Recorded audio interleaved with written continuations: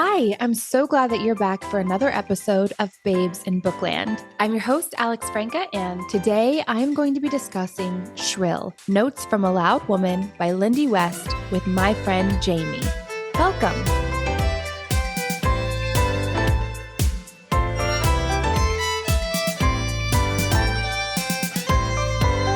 Hi, Jamie. Hey there. James, this is so random, but I thought about it the other day. Do you remember when you would paint your nails to match your outfit in high school? I do. I guess I just had too much time after school because this was in the old nail polish days too. No quick dry stuff. But I have to admit now I don't wear nail polish at all. Really? If you don't wear it, you don't have to worry about it chipping and maintaining it. I wonder what Lindy West would say about this topic. Because she's a fancy lady with her red lips and her blonde hair. I think that Lindy is all about people finding the things that make them feel good and feel like they can move through the world more confidently. Embracing those things that make you feel like a powerful woman, whatever they may be. For me, it really is nails. When my nails are painted, I feel like I can take on the world a little bit more. Yeah. No, I definitely like it. It's just, it's a task. It's a task for sure. It's a task. So you do you. Exactly. Okay, let's get into Shrill. It was released in 2016, and this is her dedication for Dad. Unfortunately, her father passes away, and that's one of the topics that she discusses in the book. And she talks about how he never really got to see her have this success as a writer and find happiness in her life. And that was really hard for her because she was really close to her dad. I think that was really sweet and special that she dedicated this book to her dad. I love book dedications. I always find it so fascinating who people decide to dedicate their books to. Overall, I know it's been a while since you read this book, but you recommended this book to me, so you liked it. I definitely did. While I can't say point by point what I remember from it, I just remember walking away from it feeling really empowered by her story. Just in the title, Shrill, I think is a term that is often only used for women, right? And it's used to further keep us quiet, right? Definitely has a negative connotation. Yeah, someone who has found their voice and uses it in a big way. And she's also a woman who self-describes as fat, recognizing that that's only one piece of her. That's part of her identity, but it's not all of it. And you definitely see those layers to her throughout her story. Yeah, I really, really enjoyed this book. I really enjoyed Lindy. I laughed out loud quite a few times. And overall, I just found that her book was very vulnerable, self-deprecating, and unflinchingly honest. She really writes herself to be this unyielding voice of empowerment among the mud and the muck of our society. And she goes toe to toe with internet trolls, people who harass her, who threaten her, who belittle her, who make her feel unworthy and inhuman. Simply, it seems, for being a fat woman, daring to not apologize for who she is. But she does so throughout the book with articulated, factual justifications and a shocking amount of compassion. Her book provides a great template for women seeking to sharpen their own feminist worldviews and arguments, but is, at its heart, her wish that we all choose kindness, to be good, to see the beauty in each other, and to have empathy for one another instead of vitriol. It was interesting for me to read this all with what's going on today in our society and our culture. I do think that there's a lot of good out there. I think there are a lot of really amazing people trying to make the world a better place. But it does feel like collectively, especially online, we've just continued to get crueler and crueler as a society. And so it did make me sad that she's calling for this change in 2016. And here we are years later.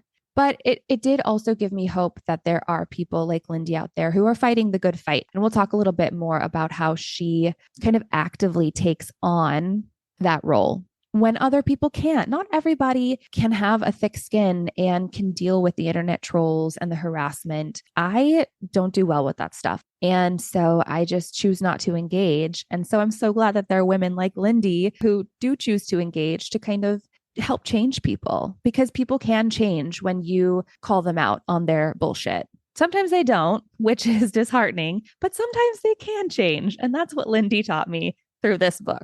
First, we're going to cover a couple of quick topics. So she writes about her father and she calls him an idealist.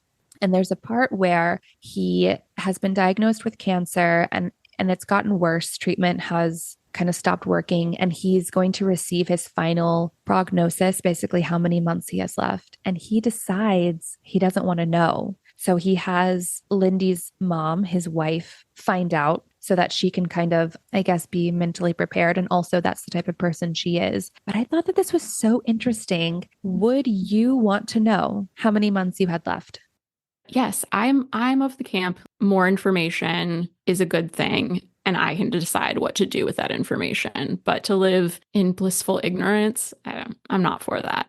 And also the fact that he had, allowed the mother to find out that information, I feel like that's putting an unfair burden on her to know and like not be able to share with him. Yeah, I'm with you. I think I would want to know because there are so many things in my life that I'm not necessarily like waiting to do, but I really want to go to Europe. Right now, I have two small children. It's just not the ideal time to go. But if I knew I was going to die next year, I would go to Europe. I would come with you. If you're the type of person who does any forward thinking and planning, having that information would be helpful. It would be hard to swallow if you got bad news, but you'd go through the stages of grief. You would ultimately accept it and you would move forward being empowered with that. yeah. And I think it just depends on what kind of person you are and you know how that news will affect you. Will it diminish your hope and therefore rob you of beautiful time that you have left? Or will it, like you said, help you go through the stages of grief so that you can make the most of whatever moments you have left? And if it's something that is genetic, you want to have that information so you can prepare yourself. My doctor recently suggested I do this swab test, just a little saliva from your cheek, and you send it off, and it tells you if you have the genetic markers for a number of big cancers, right? Which is good to know if one, if your family doesn't tell you things, but two, like I know that colon cancer is in my family, and it came back and said that I am not Genetically predisposed. yes, like I should keep an eye out, but I don't need to start doing colonoscopies in my 30s, for example. But if it had flagged it, then you can just, same with breast cancer, you can know whether or not you need to start those screenings sooner than later. Right. And it's just like you were saying earlier. I mean, there is a power in knowledge. It's really interesting. I read an article the other day where this woman discovered breast cancer in her 30s and she thought she was an anomaly. And then she discovered that two of her aunts and her great grandmother both had breast cancer. Maybe this is just maybe a good opportunity to check in with your family and ask them point blank, what are the health diagnoses and mental health too? Like knowing, do we have a history of depression and anxiety in our family? Whether or not diagnosed, did we see any indications of that? You can just probably find a doctor checklist and you're going to give it to them and say, can you make sure I complete this accurately? You have so many people who are like, well, yeah, Meemaw's crazy, but she's never been diagnosed with anything.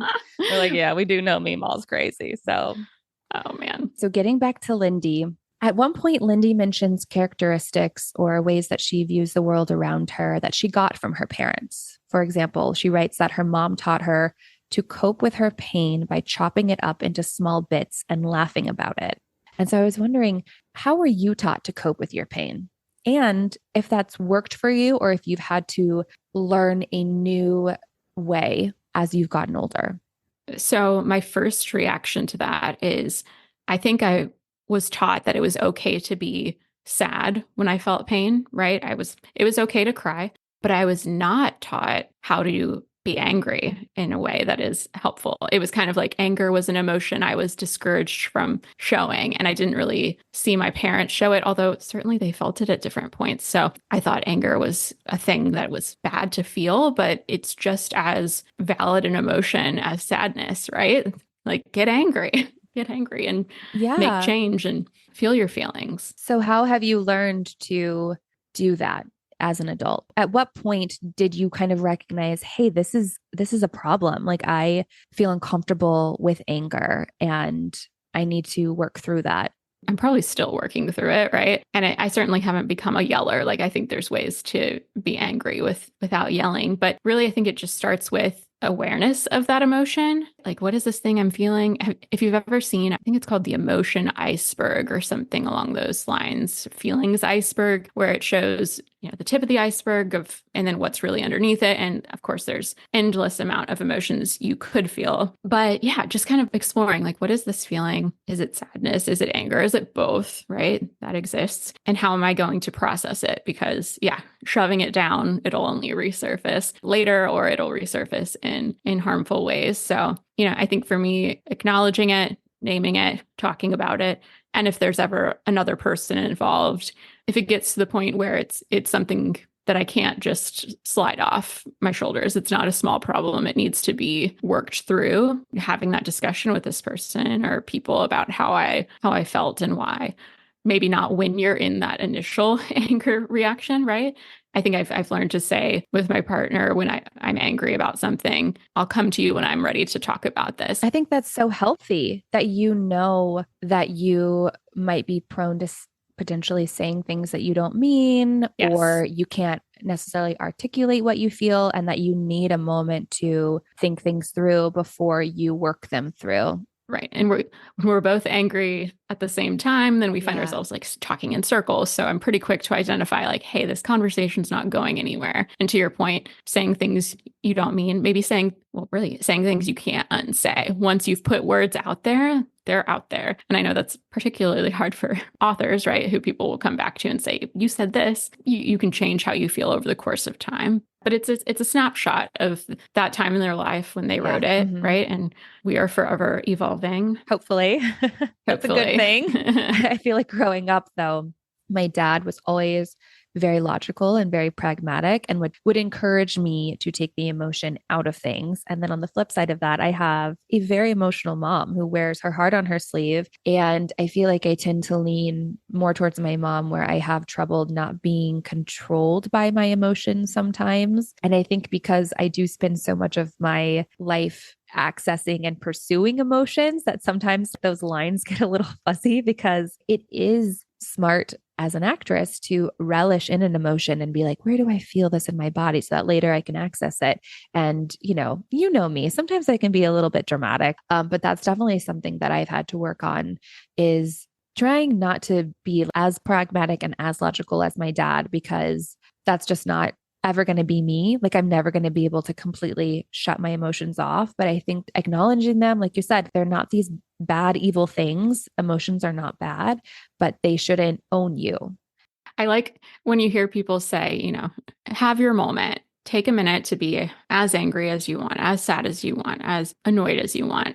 Feel those feelings, but be able to pass through them. Yes. Right. And certainly, depending on whatever happened, certain emotions take longer to process. So there's a difference between like, oh, I'm really angry because I didn't get that candy that I wanted at the store, versus like, I'm sad because pet Right. passed away. Like those are different levels of emotion for sure. But thinking of your dad, like that's definitely the way that I've leaned most of my life. But I realized like that's a robot, right? And we're not Yeah. robots. Like what makes human life so rich is our ability to feel things. And I do believe that you can't feel the best of the emotions with intensity, love, happiness, joy, etc., without also opening yourself up to feel those hard things. I think Kate Hudson was quoted as saying, like in her house, it was tons of laughter growing up, but also tons of tears. You have the full Mhm. spectrum, and if you try and cut off the less desirable ones, then you don't have the good ones either. You just become really muted. And that's not how I want to live. I do think, though, it's interesting that you say that you kind of were like my dad in a sense, in that way. I think that's why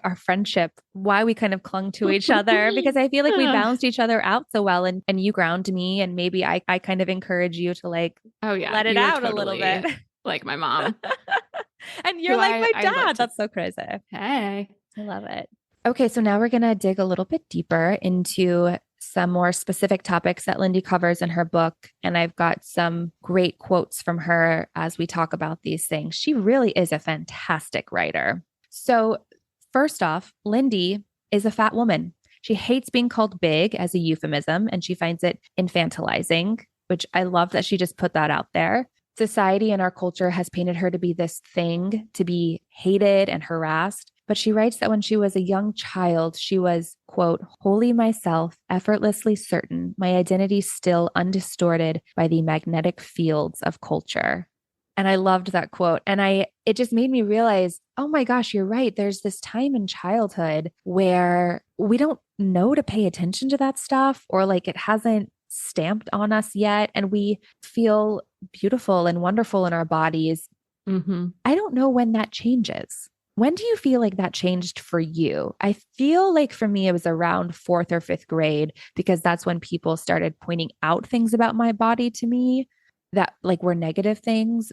But before that, I don't really recall. I mean, I was always like the short, petite one. Like I know, people would call me shorty or talk about how little I was. And that wasn't necessarily a bad thing. So I didn't feel bad about it. But I was just never was made to feel like any part of me was wrong until about like fourth or fifth grade. I think it was about third grade when I had friends who were joining swim team, and I loved going to the pool, but I was like, I don't want to be on swim team and have to wear a bathing suit in front of everyone all Oh the time. Like I just no. thought I had a little bit of a pot belly, and I was like, I don't know. My friends were all really twiggy. But why did you feel like your pot belly was, it just was different? And so therefore, Yeah, different from the friends that I was hanging out with, I think. But I also, hearing you say fourth and fifth grade and me saying third grade, I think, when you're around age 10 or so, like that's when female bodies and male bodies start to take shape in slightly different ways, yeah. right? More so the female development. Like we remember that fourth grade talk of like, this is what a period is, right? That we all had to have the nurse come talk to us. It was super awkward. Yes, I remember watching that video. And then when your female body starts to look different, you get little ant bites, I'll call them. I think had to start wearing a training bra or sports bra around fourth grade, because at that point it Wow. wasn't flat anymore. And so some girls start their period that young. Like when those bodies changes start to happen, whether to you or the females around you, like I think that's when you start to realize like, oh, I'm not just a human, I'm a female human, and that means something to society. Yeah. And I think too, being a child of the 90s, there was an insane amount of diet culture happening. Oh, sure. Slim Fast commercials and I was sent a TikTok that showed a commercial from the 90s. It was Cher and Dion from Clueless. It was a promotion for Clueless. And it's them at a restaurant, and they talk about ordering lunch, and they want the Caesar salads with no Caesar dressing. And the waitress is like, okay, it comes with croutons. And Cher, Alicia Silverstone, is like, oh my gosh, tiny time bombs of fat. Do you know how horrible croutons are for you? And they end up just eating lemon wedges. And that was acceptable and okay and funny, and this thing that we all saw as young people as the standard, as the yeah. goal. One of my favorite shows from around that time was Boy Meets World. And I loved Topanga. Like I envisioned myself being like her when I got to be in high school. But I was aware that her body was a little bit bigger than the other bodies that I saw on TV and in movies, and different than Britney Spears. And I was aware of that. And I was like, I wonder, I mean, but she's the leading lady in this show. So that must be beautiful too. Boy Meets World was such a great show. Lindy continues to write that as her body grows into young adulthood, she becomes aware that, quote, there were people-sized people, and then there was me. So what do you do when you're too big in a world where your bigness is cast not only as aesthetically objectionable, but as a moral failing? My heart really broke for her, because you're already dealing with hormones and just all of these crazy feelings. And I mean, on top of that, like school gets really difficult then. You're also feeling pressure to perform at a certain level so that you can get into college, because that's what we're all told is what we're supposed to do so that we can have happy endings or whatever. And on top of that, she feels that she is just a walking moral failing. She's made to feel that way. I can't even imagine that. I felt awkward and weird and whatever, but at least I didn't feel like because of my body, I was a moral failing. Yeah, no, and I think unfortunately, people in fat bodies still are made to feel that way on the regular. And this flash forward 8 years since she wrote this, you know that I, like you, live in a straight sized body. Unlike you, I had a period where I was on the cusp of plus size, but never to the point where, I didn't comfortably fit in an airplane seat, which I know she discusses, or like never had to go to a plus size store to buy clothes. And I have a good friend of mine who that's been her reality her whole life. And she's kind of opened my eyes up to ways that I could be more inclusive of others, no matter what their body size may be. But the idea that it's a moral failing, I think it is inextricable from our diet culture that people are treated that way, because diet culture wants to sell you this belief that your body could be made smaller and stay that way. And if you actually look at research, diets don't work in that. Even if you sustain dramatic weight loss, the percentage of people who can keep it off beyond 5 years, it's negligible. There is a genetic component to body types, and you're born and your body is, you can change it, give or take a little bit, but like your body might teeter towards a bigger size. And like, we need to be okay with that and not shame people for that, right? We are, as a society, taught that people can change their bodies in these drastic ways. Remember that show, The Biggest Loser? The Biggest Loser? You see what those people had to put themselves through, and you hear now people are coming forward with stories. Oh, what they showed you guys on camera was like the best of it. I mean, we were not eating. That's anorexia and Yeah, and dangerous. I mean, these people were kind of killing themselves, and you shouldn't have to kill yourself. No. To do what? Exist in our world, to not be a moral failing. Like, what the To hell? be accepted by others. Like, yeah, if you are in the company of people who aren't accepting you because of your body, like get them out of your circle and find people who will love and accept you. But the hardest thing, because Lindy talks about this, is accepting yourself. Accepting yourself, for That's sure. the biggest thing. When society is holding this mirror up to you saying you're wrong, it's just going to be a part of your brain and a part of your psyche. That takes so much work and effort to overcome. Yeah. It's really hard to be your own best friend, as everybody is trying to tell us to be, to have that voice inside your head, be kind and encouraging instead of the voice of society reflected back to you. Something I like to do with myself, because, as I explained earlier, I had a period where I was larger than I was in high school, and it was around college. And then after a couple of years, got down to a smaller size, not all through healthy methods. I will admit, for the past few years, I've really embraced intuitive eating and moving for joy. And I don't weigh myself, and I buy clothes that fit the body I have. And I try to have this kind of neutral approach and just appreciate my body for what it does more so than what it looks like. But it's hard, because sometimes I do find myself slipping back into old habits and wanting to try and make my body look a certain way. And when I do, I ask myself, why? What is it that is making me feel like I need to do this? And if you keep going down the why train, just ask yourself why to each question that you answer, and why to that answer, and so on. You kind of realize it all boils down to just wanting to feel loved and accepted by yourself and others. And I think we're sold the idea that having a slim body is the way to do that. But we all know that there are plenty of very depressed, slim people. And I don't want to get to the end of my life and say, like, my greatest achievement was being petite. Yeah, you're exactly right. Lindy basically says this. I mean, she tried to make herself small as an adolescent because society had shown her that smallness equaled goodness and fat equaled bad. And she writes, as a woman, my body is scrutinized, policed, and treated as a public commodity. As a fat woman, my body is lampooned, openly reviled, and associated with moral and intellectual failure. My body limits my job prospects, access to medical care and fair trials, and the one thing Hollywood movies and internet trolls most agree on, my ability to be loved. All of us deserve to take up space, like literally, right? Yeah. Whether you're in a petite body Yes. or a fat body, like take up space. Yeah, I completely agree. We just want to feel that we're worthy of that space, worthy of being loved. Like it matters to the people around us that we're here. All of the politicians that I disagree with, or like people in the world that I think have a worldview that I don't align with, I feel like if their dads had just told them that they loved them and like hugged them and told them they were proud of them, I don't think they would be this way. Yeah. I think people who feel loved, who feel welcomed by the world or by the people that mean the most to them, I don't think they seek some of the extremes that some of these people seek. And if you feel like love is out of your reach, then to me, it seems natural that the next thing that you would reach for is power. So we see that play out. But yes.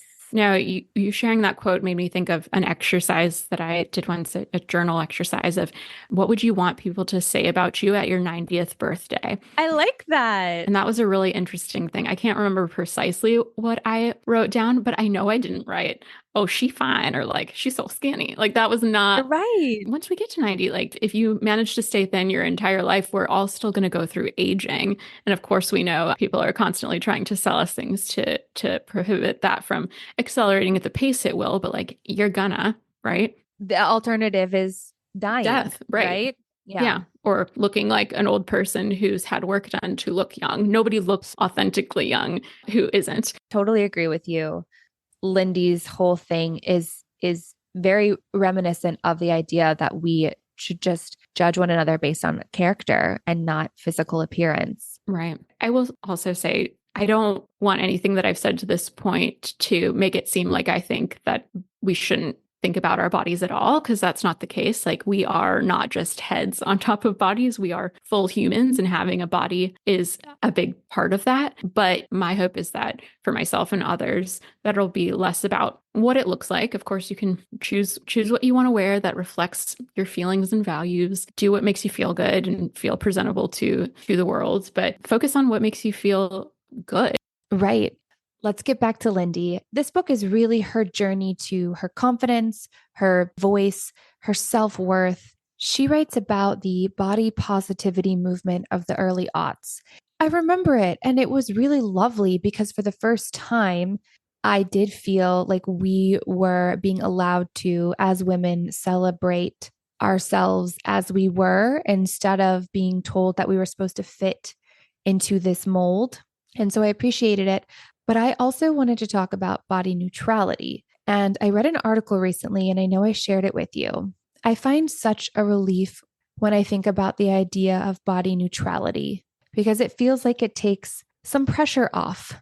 I don't think that forcing people to feel good about themselves every day is actually a good thing. If the body positivity movement speaks to somebody and encourages them to really be all about it for themselves, but I do agree that adding on to it body neutrality, which is, this slightly different iteration of, can I just kind of be at peace with it, not necessarily celebrate it, but also not hate it? Like that Yeah. just makes it accessible to so many more people. And, maybe you were on team body positivity and then you go through something like aging or pregnancy, something that changes or shakes you, but you're able to tap into the neutrality piece. I think that's great as long as you don't get into the zone of like ignoring your body. I don't think that's true body neutrality, which it's just simply like, finding peace. And it doesn't mean that nothing ever bothers you about it, but that you kind of come back and say, oh, wait, that was a conditioned response, like how I actually want to feel about it and logically know is the correct way to feel about it is like my body is a vessel to live, right? You cannot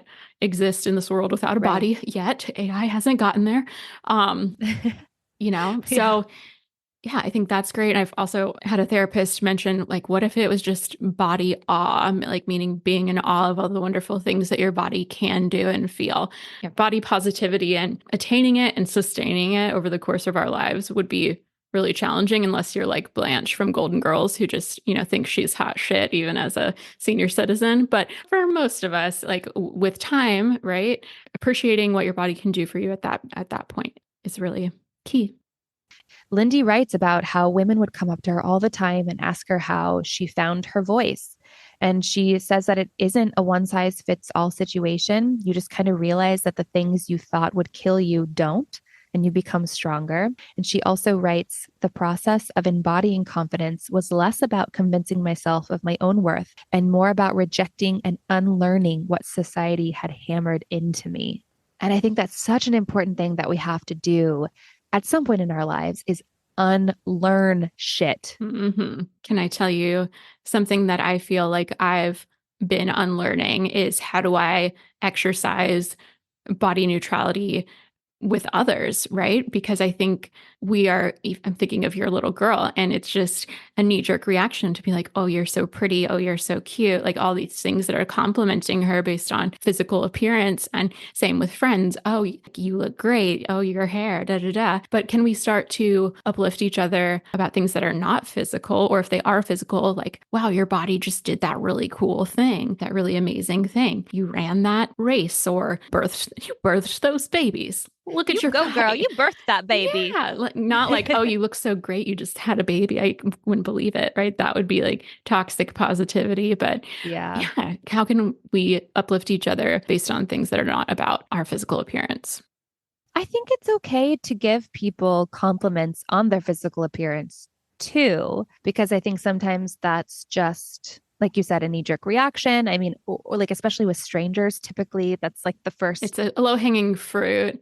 As long as Yeah. that's not the Yeah. only thing, though, that it's a mixture. Like, because you complimented my picture earlier, which, made me feel good. But I felt like you give me so many other compliments and uplift me on like the person that I am too, versus Yeah. like, oh, have you lost weight? Like, let's not say that to anyone ever again. Let's just not. Yeah. How you respond to people when those things happen day to day, like that is a part of our living activism, right? Like making change in our little neck of the woods, on a small scale. And you don't have to shame people at all, but just like hey, I wonder if you know that when you say this, it actually makes me feel that, or it could make somebody feel that. And that might be a little light bulb for them that, huh. Yeah. Not making like a big thing about it, but just inviting people into your changed mindset. Lindy talks about the way that media portrays the whys of fatness. People are fat because they're lazy. They eat 6,000 calories a day, only McDonald's. She writes, the fact is, I'm fat because life is a snarl of physical, emotional, cultural forces, both in and out of my control. I'm fat because life is life. Who are we? Like, we're not doctors. We're not like, we're just these passersby laying so much judgment. And it's like, why does the world need our voices and opinions on each other so much? Yeah, It like doesn't. like why does anyone care how big her body is? Girl, that was truly, as I'm reading this whole thing, I'm just like, why do people care? Why? But they Yeah. do, obviously. I mean, she is a very powerful voice in fat activism. And she has to be because people do make it their business to make other people's business their business. And it's just like, why are we like that? Where did this come from? Yeah. The whole like my body is not anyone's business but my own, nor is yours. Like that awareness really transcends so many things beyond fat positivity and acceptance and body positivity. And it gets into the area of like abortion Yeah. rights, right? Their body, their business. Like it doesn't have Doesn't, anything I to know, do doesn't with you. concern you. And It doesn't. if you're just commenting on it because there's like a rooted fear in you, then Yes. we go to therapy, do the work. I want to just read this last quote. She writes, what if I could just decide I was valuable and it would be true? Why instead had I left that decision in the hands of strangers who hated me? Denying people access to value is an incredibly insidious form of emotional violence, one that our culture wields aggressively and liberally to keep marginalized groups small and quiet. So she kind of does give us a why. Her writing is so interesting to me because it's provocative in a way that like it gets you, at least for me as the reader, to feel things, to feel for her, to feel for this world that she has to live through that is different from the world that Right. I'm living in because of our body sizes.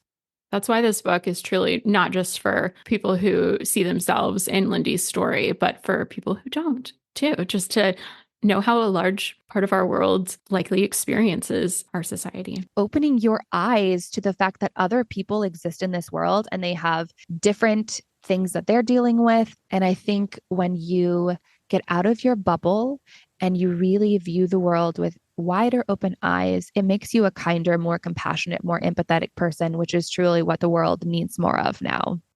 So much to both learn and unlearn. Yes, exactly. So she gets into this section where she talks about internet trolls. The amount of harassment and death threats that this woman has received was truly, truly appalling.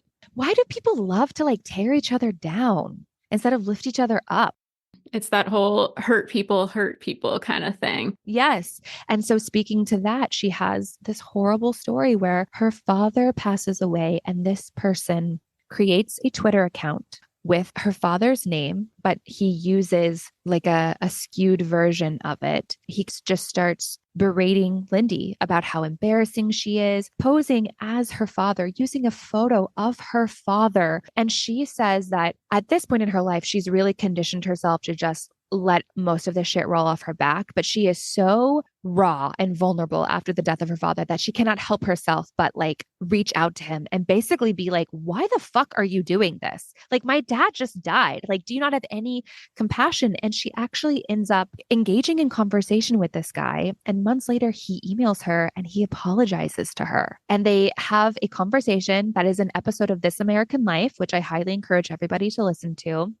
And they really talk about why he did this. And he says that he was very angry, that his girlfriend had just broken up with him at the time, and that he just needed somewhere to place his anger and his hurt. And he chose her. And it was very interesting. She ends up forgiving him. She is so incredibly gracious and compassionate. But she writes, it's frightening to discover that he's so normal. He has female coworkers who enjoy his company. He has a real human girlfriend who loves him. They have no idea that he used to go online and traumatize women for fun. How can both of these people share the same brain? Trolls still waste my time and tax my mental health on a daily basis, but honestly, I don't wish them any pain. Their pain is what got us here in the first place. If what he said was true, that he just needed to find some meaning in his life, then what a heartbreaking diagnosis for all the people who are still at it. I can't give purpose and fulfillment to millions of anonymous strangers, but I can remember not to lose sight of their humanity the way they lost sight of mine. It's hard to feel hurt or frightened when you're flooded with pity. It's hard to be cold or cruel when you remember it's hard to be a person. That gave me chills. Beautiful as that is, making me tear up. Yeah. But to her point, like it would be much easier to understand if she encountered him and she was like, oh, check, he's actually a psychopath, like doesn't understand human emotions. But the fact Right. that he does, yeah, how do you negotiate those? But yeah, it's back to that hurt people business. It's hard when you're the target of something so cruel and so unnecessary. It's so hard to turn around and have compassion. Just thinking about what kind of country and world do you want to live in, right? And do you want Yeah. to live in a dog eat dog kind of place or a more Pile of kittens kind of place. pile of kittens? I'll take the pile of kittens, Yeah, and it's please. like that saying, when we grew up, like if you have nothing nice to say, just don't say it at all. Well, that's the golden rule, right? But yeah, this troll, he just needed a place to put his anger. It's called a journal, people. You can write anything you want in your journal, and then you burn it. Okay, so there is a very important part of Lindy's book where she kind of takes on the stand-up community and the comedy world, specifically when male comedians would make jokes about rape. And she publicly tackled men making rape jokes during their stand-up shows. There's a whole discourse of it online. I was really taken aback when I read this section by the amount of defensiveness. Basically, all these men were saying, like, it's just a joke. We're not glorifying rape.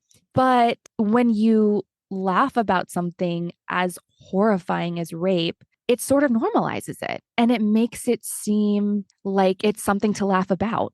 And she writes, blaming and shaming people for their own illnesses has always been the realm of moralists and hypocrites, of the anti-sex status quo. Isn't comedy supposed to speak to the vanguard of counterculture, of speaking truth to power? Why do we all just laugh along with this? Comedy doesn't just reflect the world, it shapes it. Yeah, I think we've come some way. We've made some progress since this book was written in that regard. Honestly, to the point where people will say like, "Oh, the woke police," and like comedy's not as funny as it used to be because people are afraid of being canceled, so they don't make those insensitive jokes like they used to, particularly male comics. For me, really, it's the difference between punching up and punching down. If you are a man who yourself has not been raped, don't be making jokes about it. If you are a woman or a man who has experienced that and you can find some way to dark humor from your own trauma, then I think that's fair game. In the last couple of years, I watched a docu-series about aspiring stand-up comics called Inside Jokes, and there was a comedian named Rosebud, and she lost a sibling when she was younger. Sibling died drowning in a hot tub, like super traumatic, right? But she was at one point in the series trying to figure out, how could I make a joke about that? That was the trauma that she experienced. And if she can find a way to do that, then more power to her. If it was somebody who was like, I got this friend that this happened to, and they tried to make a joke, that's punching down. But punching at yourself or up, punching toward powerful people instead of those who are disempowered or have less power than you seems the way to go to me. Lindy actually brings up that exact phrase, punching up or down, and she credits it to Chris Rock. And she talks about how she's brought on to a show that Chris Rock produces to actually talk about this specific instance. But I guess Chris didn't come to set that day, and the whole thing didn't go the way that she thought that it should have. So she talks about being pretty disappointed in that because she felt he had kind of coined that term. And that's exactly what she's saying here. You can leverage your own trauma because it's your own and it's your personal experience. She mentions a situation where a male comedian make a rape joke and this woman heckles him and is just kind of like, that's not funny, like move on. And he hounds on her and is like, oh, are you afraid of getting raped? Maybe all these men in here are going to rape you. I mean, I'm sort of paraphrasing, and Lindy spells it out really great in the book, Yeah. but that's horrifying. Exactly. It's not funny and it's not clever. So even if somebody Yeah, thinks it's funny, it's like, been there, done that, come up with some better material. that's right. So during her battle with comedians about this, all of them just kept ranting, free speech, free speech. And she writes, when did not censoring yourself become a good thing? Because we censor ourselves all the time, because we are not entitled sociopathic. In a way, comedy is censoring yourself. Comedy is picking the right words to make people laugh. A comic who doesn't censor himself is just a dude yelling. She continues, my point is that what we say affects the world that we live in, that words are both a reflection of and a catalyst for the way our society operates. People are going to speak as long as they have an audience to listen. And what we can just do as individuals is decide which audiences we're going to refuse to be a part of. And if someone, chooses to change their tune to appeal to a wider audience, great. If they don't, if they say, these are my people and I'm going to continue to off-put others because I've got this loyal fan base that you're not part of, you're not who I'm speaking to, then that's their prerogative. Like I said, I think, the whole cancel culture thing has been a relatively new phenomena, and that's kind of the collective pushing back. How do you feel about people who are getting canceled for things that they've said years ago? I think it's not a one size fits all, right? There are some instances where I'm like, yeah, that person's actions warranted this backlash that they're now receiving. But there's others where I think like but yeah, we're humans. It's hard to human. We're humans. We make mistakes, own up to them. Yeah, it's hard to human. Think we also, as a society, have to allow people to change. There were things Yeah. that we could say, there were words we could use that didn't seem as horrible when we were growing up, right? We would say the R word all the time. And now, hey, that's actually really hurtful, but we learn and we move on, and we have to allow people to grow up and to mature. Right. And it doesn't mean that was okay before. It just means we know better now. And there's plenty of things we're doing today that 20 years from now will be like, oh man, can't believe we used to do that as a society or accept that. Exactly. There's a quote from Lindy that I'd like to read. She writes, women matter. Women are half of us. When you raise every woman to believe that we are insignificant, that we are broken, that we are sick, the only cure is starvation and restraint and smallness. When you pit women against one another, keep us shackled with shame and hunger, obsessing over our flaws rather than our power and potential, when you leverage all of that to sap our money and our time, that moves the rudder of the world. It steers humanity towards conservatism and walls the narrow interests of men. And it keeps us adrift in waters where women's safety and humanity are secondary to men's pleasure and convenience. This quote made me so happy that we're doing this and that we're just talking about our shared female experience.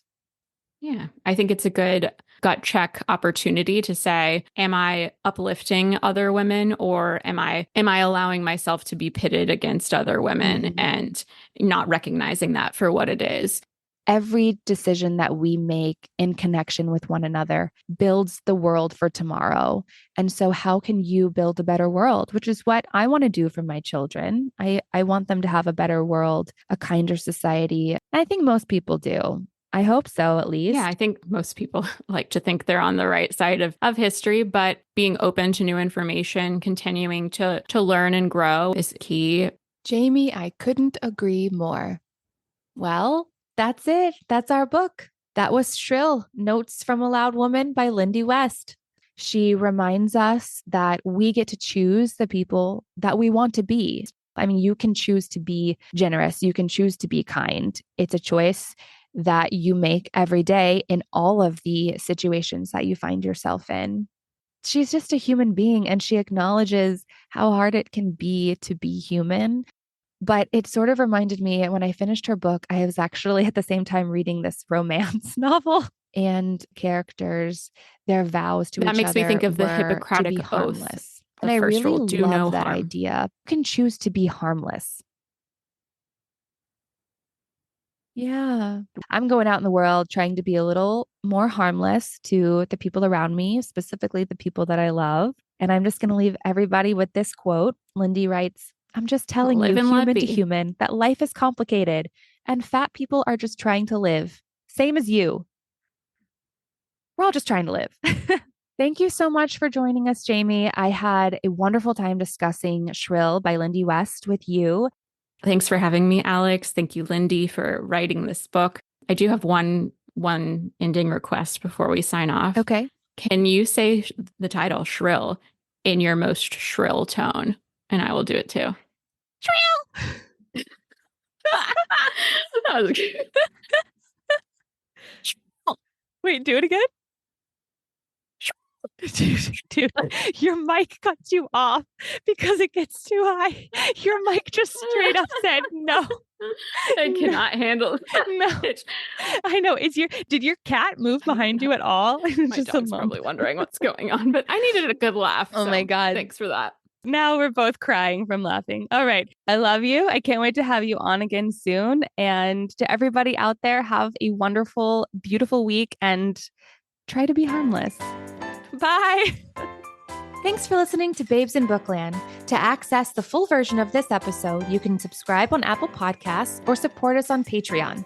Visit babesinbookland.com for more information.